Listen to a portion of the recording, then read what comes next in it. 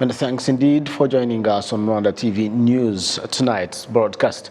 We trust you're doing well. I'm Ethan Toshobia. You're watching RTV News live from Kigali. The First Lady of the Republic of Rwanda, Jeannette Kagame, has reassured health investors that their investment in partnership with the government of Rwanda will achieve its objectives towards the development of the sector. She made the remarks during the launch of the ARCAD Africa partnership with the private sector and other agencies. Isabel Masozera kicks off tonight's bulletin with this report. What is ARCAD? The concept of ARCAD since the beginning is how we can The management of the International Center for Medical Research and Technology says that after 3 years of working in Rwanda, they have now decided to prioritize training health professionals on the African continent. The globe-renowned Center of Excellence in Cancer, in training and research in minimally invasive surgery. So the specific of ARCAD Africa is to teach the latest, minimally invasive surgery technologies. It's, a hub, a medical hub in training and research. People will be coming here for training and treatment, as we'll be upskilling African surgeons, Rwandan surgeons. So people will be coming here seeking, advanced surgeries here. Dr. Patrick Ndimubanzi, Executive Secretary, Human Resource for Health Secretariat Rwanda, says integrating technology in the health sector is a major step forward in training health professionals on the African continent. ARCAD Center will play a pivotal role in training health professionals, especially those that are not well versed with the human anatomy. The institution will help find experts to train professionals in Rwanda and Africa at large. While attending the launch of the International Center for Medical Research and Technology partnership with the private sector and other agencies regarding accelerating the achievement of the set goals, Mrs. Jeannette Kagame assured investors that Rwanda will see to it that the objective of the investment in the sector is realized, adding that investing in Africa is not charity, it is rational and wise. Every franc raised by Rwanda and Friends of Rwanda to improve the welfare of our communities will be honored with a careful, judicious use. But speaking of money, honorable guests, I must challenge you tonight to a generosity contest. Rwanda is indeed open to the world and to those that wish for the best for our country. We are open to your expertise. We are open to your resources. We are open to your love for your fellow human. Mrs. Jeannette Kagame also noted that prioritizing healthcare was due to Rwanda's commitment to improving the well-being of its people because human life is priceless. No amount of money could reflect the value of a mother with chronic back pain regaining the ability to play with her child, or a father with heart disease being granted long enough life to see his grandchildren born and thriving. Les bienfaits de cette cause sont inestimables. 25 surgeons are said to be trained to perform minimally invasive surgeries, and the goal is to have more than 200 nationwide by 2030. Isabel Masozera, RTV News. In other news, Foreign Affairs Minister Vincent Biruta is representing President Paul Kagame at the 15th extraordinary session of the African Union Assembly on Humanitarian Summit and Pledging Conference in Malabo, Equatorial Guinea. Earlier today, RBA spoke on phone to Monique Nsanzabaganwa, the Vice Chairperson of the African Union Commission, who explained the significance of this meeting. Take a listen. This extraordinary summit of heads of state and government of the African Union is an important one, which is being held in Malabo, back to back with, by the way, another extraordinary summit of the same organ, the Assembly of the Heads of State and Government, which will be tomorrow on terrorism and constitutional change of government. This particular one on humanitarian was meant to be a couple of years ago, but COVID broke up and everything was delayed. And it took roots in just before COVID, when we were reflecting as Africa on this problematic situation of refugees, displaced people, and repatriated people, and so on. It's meant to refocus the discussion, the exchange of views, and also a commitment by the leadership of Africa to taking this situation in charge, to contribute to the humanitarian action, to really stand with solidarity as looking at the root causes of this phenomenon, which is increasing, by the way, out of several conflicts, acts of terrorism and violence, but also environmental change that is coming up with some disasters of all sorts, causing people to be displaced and to be in dire situations. We have situations of drought or floods here and there that are causing really people to suffer. Africa counts today above 110 million of its people in need of humanitarian action of sorts. And actually, when you look at the numbers of those facing issues of food insecurity, it's even higher. So Africa wants to be the one taking the first step to contributing to solving these issues and also to prevent. And they want also to play with their financial resources and especially establish an agency of the African Union that will be coordinating national actions in this area of humanitarian intervention. The Senate urges the government to intensify its efforts to cope with the sharp rise in the commodity prices and to accelerate the process of allocating the national recovery funds to financial institutions and banks such that they can be accessed by businesses to serve intended purpose. We have more. The issue of rising commodity prices has long been a topic of discussions, with economists pointing to the effects of COVID-19 pandemic and the Russia-Ukrainian war. While examining the draft budget for the 2022-2023 approved by the General Assembly on Friday, senators called on the government to expedite the distribution of economic recovery funds and to continue to address the issue of raising commodity prices in the markets.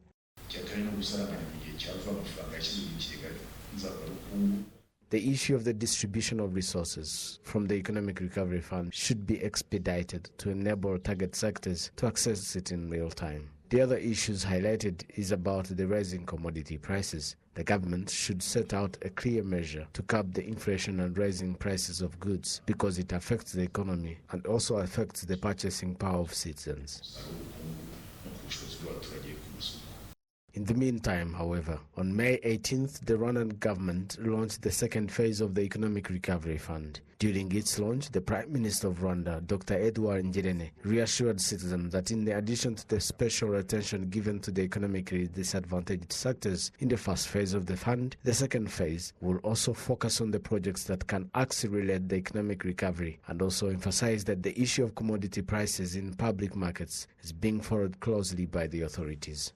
Guverinoma y'u Rwanda yongereye muri kigega nzahurabukungu miliyari 250. The government of Rwanda added extra 250 billion Rwandan francs in the Economic Recovery Fund to continue helping businesses and investments to recover from the economic shocks caused by COVID-19 pandemic. The uniqueness of this second phase is that it will focus on new investment projects, especially those who want to invest in new ventures that will support Rwanda's economic recovery efforts. In addition to the comments made on the draft budget for the 2020-2023 fiscal year, the senators also gave their views on the draft budget estimates for the next 3 years. Senate President Dr. Augustine Iyamuremye says that this is especially important as it helps the Senate in government oversight.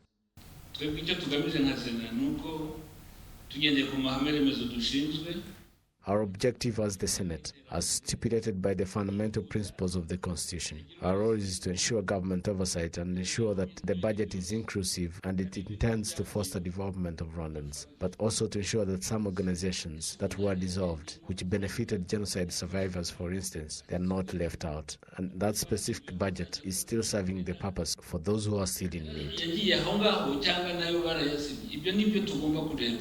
The total resources estimated for the fiscal year 2022-2023, 4,658.4 billion Rwandan francs, reflecting a 217.8 billion Rwandan francs, or 4.7% increase, compared to 4,440.6 billion Rwandan francs in the 2021-2022 revised budget. Generally, domestic resources and loans comprise of 80.5% of the fiscal year 2022-2023 estimated budget. The Parliamentary Standing Committee on National Budget and Patrimony has called on the Ministry of Agriculture and Animal Resources to do what it takes to increase agricultural production so that the country can cope with the rising commodity prices, thus preventing a sharp decline of food supply in the country. Jen Motoni reports.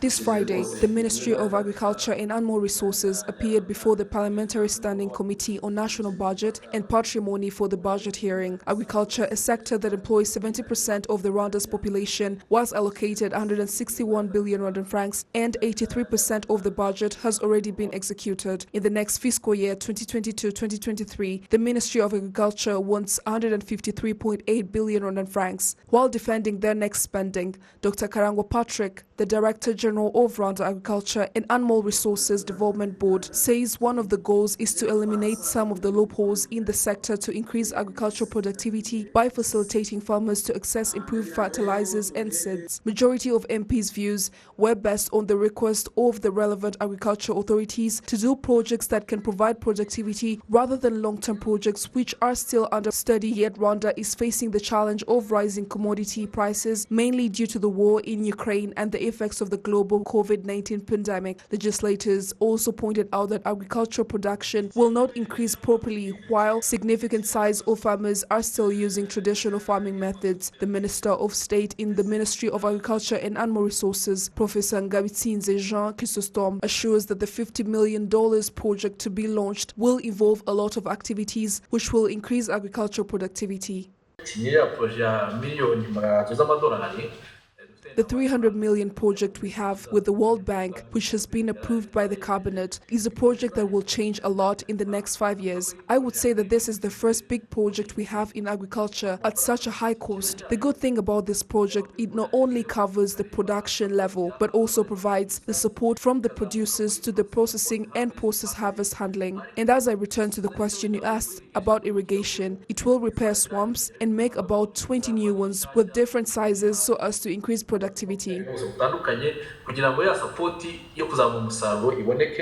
Besides the Ministry of Agriculture and Animal Resources and its subsidiaries, the Ministry of Trade and Industry virtually presented their budget to the Budget Committee. The ministry has been allocated 22.3 billion in this current fiscal year, while in the last 2 years it was allocated 31 billion, and the next year the ministry wants to spend 15.8 billion. The ministry has identified 6.1 billion Rwanda francs gap for reconstructing industrial spaces across the country, which could lead to low productivity due to the inability of investors to complete them. Overall, however, by 2024, at least 230 billion Rwanda francs is needed to invest in various projects such as relocation, infrastructure, and more. On the other hand, the cooperative agency under the Ministry of Trade and Industry also revealed that about 40 billion francs has been misappropriated. MPs are urging that the assets of these cooperative members should be returned as soon as possible so that the cooperatives can be fully trusted, as they often only enrich their leaders. Deputies also pointed out that there are 5 industries in which the government has invested money, but so far they are doing badly or they have stopped. Claire Mucheshimana, Director General in charge of corporate affairs at the Ministry of Trade and Industry, explained to the MPs that every effort is being made to privatize these industries rather than continue to cause losses.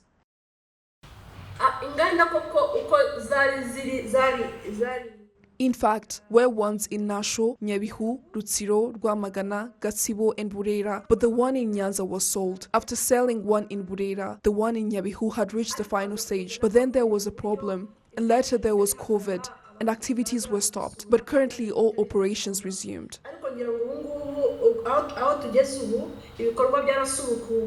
Budget hearings continues as part of the assessment of the proposed national budget framework paper for the fiscal year 2022-2023 before it is passed by the plenary sitting for implementation.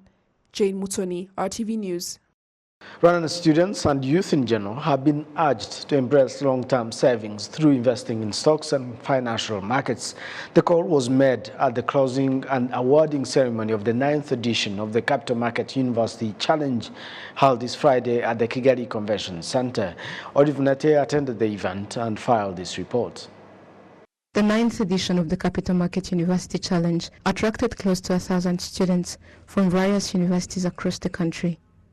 The annual quiz and essay writing competition aims at instilling the culture of saving among the youth, raising awareness of the capital market activities, and investing through capital market. Faustin Habimana, one of the winners of the challenge, says that the knowledge gained will assist him in becoming a better financial manager. This competition proceeded from round to round, and through those rounds, some of the contestants were eliminated. So it required to read more on different subjects related to the competition. And as you read, you acquire more knowledge. So through different articles read about the capital market, I improved my skills. These skills will assist me in self-development. Magnifique Migisha, the Public Relations Officer at the Capital Market Authority, noted that these competitions have been beneficial to the contestants and the country. We have seen so many success stories.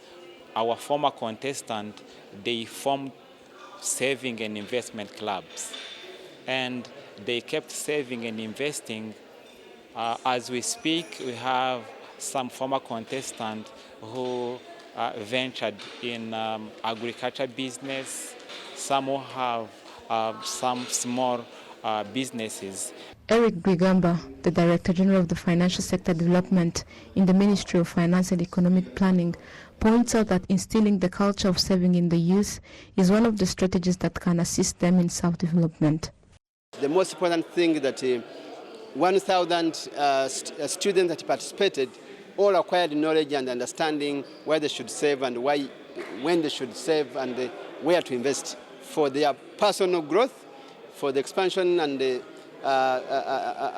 economical and socially transforming their families, but also contributing to the country. The Capital Market University Challenge started in 2013 and has hosted more than 20,000 participants from various universities. 6 participants, among others, were recognized as the winners of the 9th edition and were awarded shares and bonds. Olive Mete, RTV News. Now, from me and the entire news production team, many thanks for your company indeed. We come to the end of tonight's bulletin. I'm Ethan Tashobia. Bye for now.